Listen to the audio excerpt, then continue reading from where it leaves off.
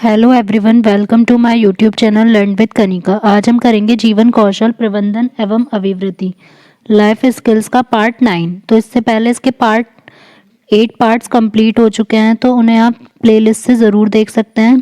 इसके बाद लास्ट इसका एक और पार्ट करेंगे 10। उसके बाद शिक्षण कौशल के 10 इम्पोर्टेंट क्वेश्चंस करेंगे। अगर आपको वीडियो अच्छी लगे तो वीडियो को लाइक एंड शेयर ज़रूर कीजिएगा। साथ ही अगर चैनल पर नए हैं तो चैनल को सब्सक्राइब ज़रूर करें। क्वेश्चन फर्स्ट है, अध्यापक के दृष्टिकोण से प्रतिभाशीलता किसका संयोजन है? उच्च योग्यता या उच्च सृजनात्मकता होनी चाहिए और उच्च वचनबद्धता। नेक्स्ट है उच्च प्रेरणा, उच्च वचनबद्धता या उच्च क्षमता। सी होगा हमारा उच्च योग्यता, उच्च क्षमता और उच्च वचनबद्धता। उच्च क्षमता, उच्च सृजनात्मकता और उच्च स्मरण शक्ति। तो जो प्रतिभाशील बालक होते हैं उनमें क्या क्या होनी चाहिए गुण? एक तो उच्च योग्यता होनी चाहिए और उच्च सृजनात्मकता होनी चाहिए और उच्च वचनबद्धता। तो आंसर होगा ऑप्शन ए। शिक्षार्थियों के ज्ञान अर्जन में सहायता करने के क्रम में अध्यापकों को किस पर ध्यान केंद्रित करना चाहिए? सुनिश्चित करना कि शिक्षार्थी सब कुछ याद करते हैं, शिक्षार्थियों के द्वारा प्राप्त किए गए अंकों और ग्रेडों पर। शिक्षार्थी को सक्रिय सहभागिता के लिए शामिल करना, या शिक्षार्थी के द्वारा अधिगम की अवधारणाओं में कुशलता प्राप्त करना। तो शिक्षार्थियों के ज्ञान अर्जन में सहायता करने के क्रम में अध्यापक को उन्हें सक्रिय सहभागिता में शामिल करना चाहिए। Option C. प्राथमिक स्तर पर वैयक्तिक निर्देशन सहायता प्रदान करता है। सुरक्षा की भावना। नेतृत्व का सिद्धांत है अयोग्यता में योग्यता, संतुलन, विलक्षण या उपयुक्त सभी। तो नेतृत्व के सिद्धांत में ये तीनों ही आएंगे, तो आंसर होगा ऑप्शन डी, उपयुक्त सभी। अभिप्रेरणा चक्र के संदर्भ में निम्नलिखित में से कौन सा क्रम सही है? तो अभिप्रेरणा चक्र के संबंध में जो सही है वो है आवश्यकता, प्रबल प्रेरणा, फिर उत्तेजना, लक्ष्य उन्मुखी व्यवहार, उपलब्धि और उत्तेजना में कमी। तो जो उत्तेजना में कमी है वो होगा हमारा लास्ट पॉइंट और फर्स्ट पॉइंट होगा हमारा आवश्यकता। तो आंसर होगा ऑप्शन डी।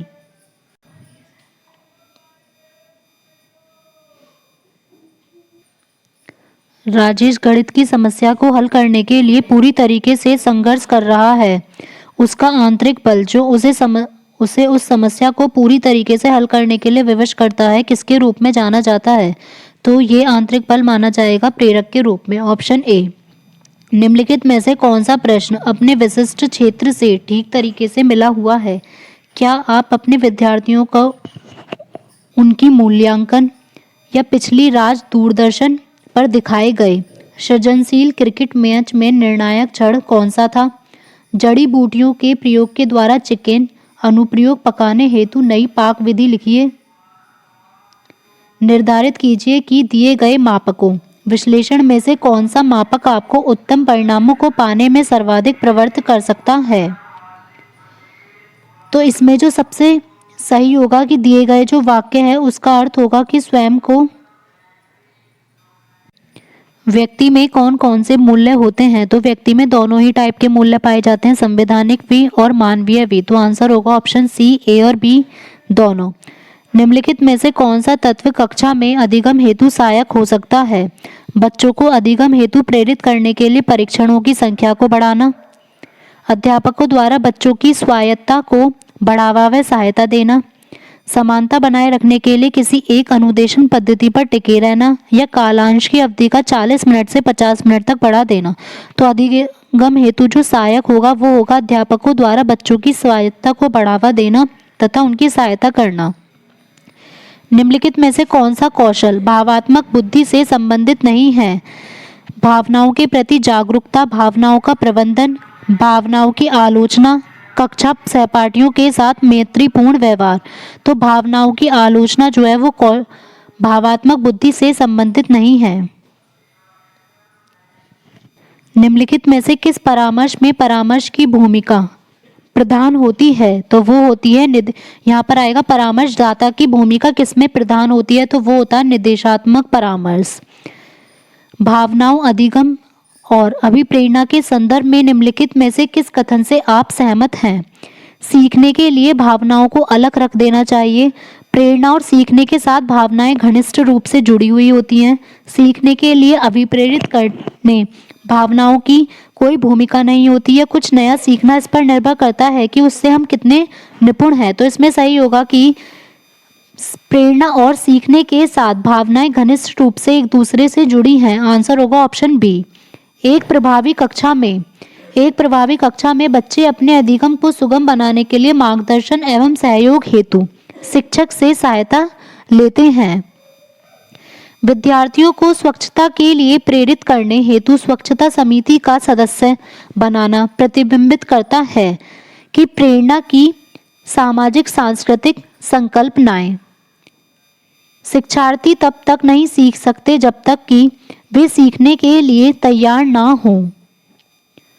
मानवीय मूल्य जो प्रकृति में सार्वत्रिक हैं, उनके विकास का अर्थ क्या होता है? तो जो मानवीय मूल्य होते हैं जो कि प्रकृति में सभी जगह, उनके विकास का अर्थ होता है अंगीकरण करना। शिक्षा का उद्देश्य होना चाहिए विद्यार्थियों में व्यावसायिक कुशलता का विकास करना या सामाजिक जागरूकता का विकास करना, परीक्षा के लिए तैयार करना या व्यवहारिक जीवन के लिए विद्यार्थियों को तैयार करना। तो सबसे मूल उद्देश्य होगा जीवन जीने की कला सीखना, मीन्स उन्हें व्यवहारिक जीवन के लिए तैयार करना। शिक्षा का मूल उद्देश्य क्या है? शिक्षा का जो मूल उद्देश्य है वो मानव व्यक्तित्व का सर्वांगीण विकास होता है। शिक्षण प्रक्रिया में निम्नलिखित में से किसका भली प्रकार ध्यान रखना चाहिए? तो शिक्षण प्रक्रिया में जो सबसे मेन है वो विद्यार्थियों की सक्रिय सहभागिता का ध्यान रखना चाहिए। एक शिक्षक विद्यार्थियों में सामाजिक मूल्यों को विकसित कर सकता है आदर्श रूप में बर्ताव करके। Option C. एक शिक्षक को साधन संपन्न होना चाहिए, इसका अर्थ है कि उसके पास पर्याप्त जो है धन संपदा होनी चाहिए ताकि उसे शिक्षण देने की जरूरत ना पड़े। तो ये हो जाएगा हमारा गलत। उनका अधिकारियों के उच्च स्तर से संपर्क होना चाहिए, ये भी जरूरी नहीं है। उनको अपने विद्यार्थियों की समस्याओं को हल करने का पर्याप्त ज्ञान होना चाहिए या विद्यार्थियों के बीच उनकी प्रसिद्धि होनी चाहिए। तो सबसे मेन है कि उन्हें अपने विद्यार्थियों की समस्याओं को हल करने का पर्याप्त ज्ञान होना चाहिए। Option C. कक्षा में विद्यार्थियों की रुचि बनाए रखने के लिए एक शिक्षिका का उचित है प्रश्न पूछना। सबसे मेन होगा प्रश्न पूछना।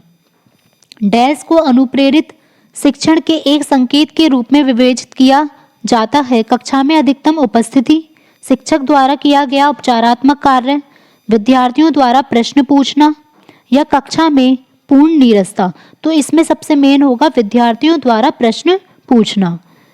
मानव जीवन का आधार है व्यवसाय, नीति, आचरण या ये सभी। तो मानव जीवन का सभी आधार होते हैं, तो आंसर होगा ऑप्शन डी, ये सभी। सामाजिक पुरस्कार है जो सोशल प्राइज है वो क्या होगा? आदर भी होता है, सम्मान भी होता है, प्रशंसा भी। तो आंसर होगा ऑप्शन डी, ये सभी। आर्बकल के अनुसार परामर्श के कितने तत्व होते हैं? तो आर्बकल के अनुसार परामर्श के तत्व हैं। तो आर्बकल के अनुसार परामर्श के कितने तत्व होते हैं? 3। भारतीय संविधान का कौन सा भाग संविधान की आत्मा कहलाता है? अगर भारतीय संविधान का भाग पूछा जाएगा तो वो होगी उद्देशिका। तो उद्देशिका या प्रस्तावना, उसे संविधान की आत्मा कहा गया है। और के.एम. मुंशी ने इसे राजनीतिक जन्मपत्री, पॉलिटिकल हॉरोस्कोप भी कहा है। और अगर हमसे पूछा जाए कि किस आर्टिकल को संविधान की आत्मा कहा जाता है, तो होगा आर्टिकल 32, जिसे भीमराव अंबेडकर ने कहा है संवैधानिक उपचारों के अधिकार को। कोई शिक्षिका अपने विद्यार्थियों को क्या कहे कि उनके भीतरी प्रेरणा के साथ कार्य करने के लिए वो प्रोत्साहित कर सके? चलो इसे उसके करने से पहले समाप्त कर लो। तुम उसके जैसे क्यों नहीं हो सकते? देखो उसने एकदम ठीक कर दिखाया। काम जल्दी पूरा करो, तुम्हें एक टॉफी मिलेगी। या इसे करने की कोशिश करो, तुम सीख जाओगे। तो जो आंतरिक प्रेरणा होगी वो होगी कि तुम इसे करने की कोशिश करो, तुम सीख जाओगे। किसी कक्षा में शिक्षक की भूमिका है समय सारणी का कठोरता से पालन करना और पाठ्यक्रम से बंधे रहना, सीखने की विश्वसनीय स्थिति जुटाना और शिक्षार्थियों को स्वतंत्र चिंतन की सुविधा देना, या अपने ज्ञान से शिक्षार्थियों को परिपूर्ण करना, उन्हें परीक्षा के लिए तैयार करना, सीधे तरीके से ज्ञान पहुंचाना। तो इसमें आंसर होगा कि सीखने की विश्वसनीय स्थितियां जुटाना और शिक्षार्थियों को स्वतंत्र चिंतन की सुविधा देना। जब बच्चे एक विशेष संख्या में पुस्तक पढ़ते हैं तो उन्हें एक प्रमाण पत्र दिया जाता है। यह रणनीति शायद अधिक समय तक काम ना करे, क्योंकि यह संभवतः बच्चों को केवल प्रमाण पत्र प्राप्त करने के लिए पुस्तकों को पढ़ने की तरफ से ही ले जा सकता है। एक शिक्षक के लिए सबसे महत्वपूर्ण क्या है? कक्षा में अनुशासन बनाए रखना, कक्षा में समयानुवर्ती होना, विद्यार्थियों की कठिनाइयों को दूर करना या सुवक्ता होना। तो शिक्षक के लिए जो सबसे महत्वपूर्ण है वो है अपने विद्यार्थियों की कठिनाइयों को दूर करना। एक शिक्षक विद्यार्थियों में सामाजिक मूल्यों को विकसित कर सकता है, आदर्श रूप में बर्ताव करके। मानवीय मूल्य जो प्रकृति में सार्वत्रिक हैं, उनके विकास का अर्थ होता है अंगीकरण। व्यावसायिक आचरण एवं नीति को प्रेरित करने वाला कारक कौन सा है? तो अनुशासन, धीरता, ईमानदारी या ये सभी? तो इसमें सभी आएंगे, आंसर होगा ऑप्शन डी, ये सभी। संविधान के किस प्रावधान द्वारा अस्पृश्यता का उन्मूलन किया गया? तो अनटचेबिलिटी का जो अंत किया गया वो किस आर्टिकल से किया गया? आर्टिकल 17। 14 में क्या है? विधि के समक्ष समानता। 19 में है स्वतंत्रता का अधिकार और 21 में है प्राण व दैहिक स्वतंत्रता का संरक्षण, राइट टू लाइफ। निम्नलिखित में से कौन सा शब्द भारत के संविधान की उद्देशिका में नहीं है? तो प्रस्तावना में कौन सा शब्द नहीं है? समाजवादी भी है, पंथ निरपेक्ष भी है और प्रभुता संपन्न भी है। लेकिन जो लोक कल्याण शब्द है वो कहीं भी संविधान की प्रस्तावना में यूज नहीं किया गया है। दंड एक बुरी वस्तु है, उसकी अवहेलना भी की जानी चाहिए, परंतु जिस प्रकार सर्जन का चाकू शरीर के सड़ाव को दूर करने के लिए आवश्यक है, उसी भांति मानव की दुर्बलताओं को दूर करने के लिए दंड भी आवश्यक है। अतः जिस प्रकार राज्य एक आवश्यक बुराई है, उसी भांति दंड भी एक आवश्यक बुराई है जिसको हमें अपनाना पड़ता है। तो यह कथन किसका है? तो यह कथन हमारा आएगा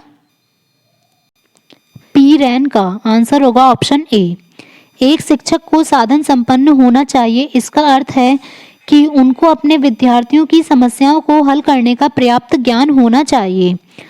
परामर्श पारस्परिक रूप से सीखने की प्रक्रिया है, यह परिभाषा किसकी है? तो यह परिभाषा किसने दी है? रूथ स्ट्रैंग ने, ऑप्शन बी। किसी कक्षा में शिक्षक की भूमिका है सीखने की विश्वसनीय स्थितियां जुटाना और शिक्षार्थियों को स्वतंत्र चिंतन की सुविधा देना। नेतृत्व के किन पत्रों पर बल दिया जाता है? तो कार्य पर भी दिया जाता है, कार्य विद्या का ज्ञान भी और सिद्धांत भी। तो आंसर आएगा ऑप्शन डी, उपयुक्त सभी। विद्यालय में बच्चों को शुरुआत से किस भावना का विकास किया जाता है? समानता का भी, बंधुत्व का भी और धर्मनिरपेक्षता और सामाजिक न्याय। तो जो सबसे मेन आएगा इन सब में, अगर ऑप्शन डी होता कि सभी, तो सभी का आ जाता है, लेकिन जो इसमें है कि सबसे मेन पॉइंट आएगा तो वो आएगा हमारा सामाजिक न्याय, ऑप्शन डी। एक अभिभावक आपसे विद्यालय में मिलने के लिए कभी नहीं आता है, तो आप बच्चे की उपेक्षा करेंगे, अभिभावक को लिखेंगे, आप स्वयं उनसे मिलने जाएंगे या बच्चे को दंड देना शुरू करेंगे। तो यदि छात्र का अभिभावक विद्यालय में किसी कारणवश शिक्षक से नहीं मिलने आ पाता है, तो शिक्षक को चाहिए कि वह स्वयं अभिभावक से मिलने उसके घर जाए, ऑप्शन सी।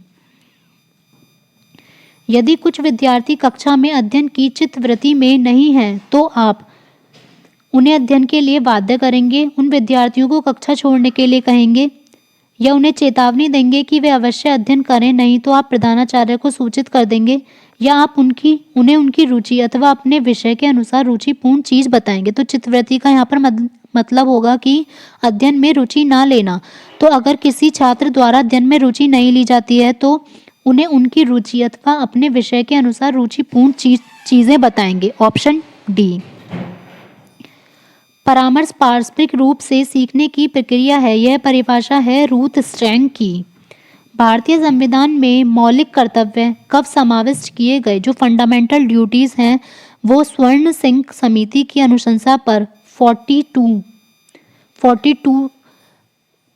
कॉन्स्टिट्यूशन अमेंडमेंट संविधान संशोधन के अधिनियम 1976 में भारतीय संविधान के भाग 4A के तहत अनुच्छेद 51A में मौलिक कर्तव्यों को जोड़ा गया। पहले ये 10 थे और उन्हें बाद में इनको जो एक और जोड़कर इनकी संख्या 11 कर दी गई, और जो 11वां फंडामेंटल ड्यूटी है वो है उसे 86 कॉन्स्टिट्यूशन अमेंडमेंट से जोड़ा गया 2002, जिसके द्वारा 6 से 14 साल की बच्चों को शिक्षा का अवसर प्रदान करना। तो यहाँ आंसर होगा ऑप्शन डी। पुरस्कार प्रदान किए जाते हैं प्रोत्साहन के लिए भी, प्रशंसा के लिए भी और प्रेरणा के लिए भी। तो आंसर आएगा ऑप्शन डी, उपयुक्त सभी।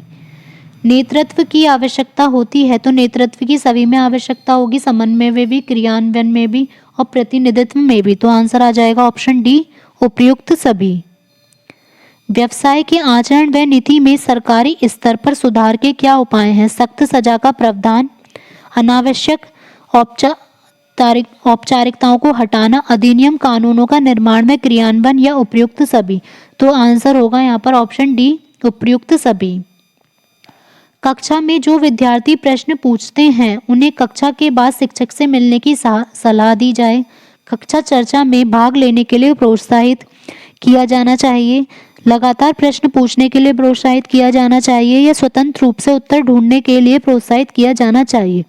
तो यहाँ पर आएगा कि कक्षा चर्चा में भाग लेने के लिए प्रोत्साहित करना चाहिए, ऑप्शन बी।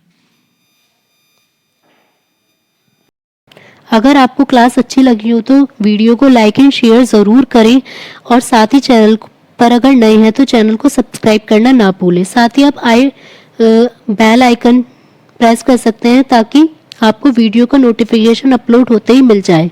और कमेंट बॉक्स में ज़रूर शेयर करें कि आपको क्लास कैसी लगी और आपका स्कोर कैसा रहा। Thank you.